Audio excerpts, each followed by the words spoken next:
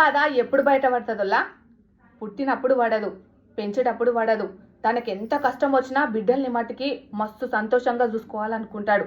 కానీ ఎప్పుడైతే ఒక ఆడవిళ్ళని పెళ్లి చేసి పంపిస్తాడు చూడు, అప్పుడుంటది బాధ.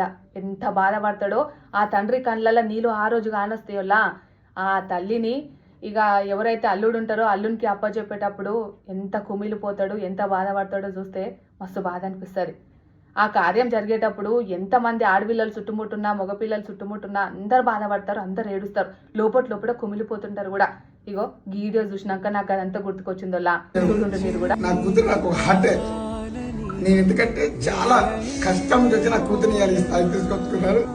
తండ్రిలాగైనా ఏ లెక్కన ఏ ప్రేమలాగైనా కానీ ఆ పాప తెలిసి తనకి ఎన్ని ప్రాబ్లంగా మాట్లాడినా అన్ని అనుగుణంగా మార్చుకొని నీ సంవత్సరాన్ని ఫ్యామిలీని ఏరుకుంటూ నీ సంవత్సరాన్ని డెవలప్ చేసుకుంటూ బాగా ముందుకు సాగాలని సాక్షాత్తు భగవంతుని కోరుకుంటూ ఈ సందర్భంలో ఈ సాయంకాలం సమయంలో మీ అరిచేతలు పెడుతున్నాను. ఈ రోజు వరకు కూడా, ఎందుకంటే ఇప్పటి వరకు కూడా నేను నా కూతురు నాకు హార్టే.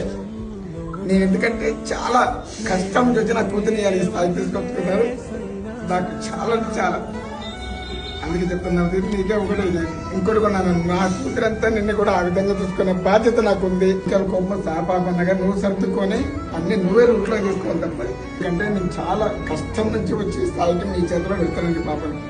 ఈ పాపనిగా బిడ్డ అనుకుంటారో కోడలు అనుకుంటారో మీరు ఎలా అనుకుంటారో కానీ మూర్ఛ బలంలో పెట్టినప్పుడే మీ పేరు వల్ల మారిపోయింది కాబట్టి ఓకేనా.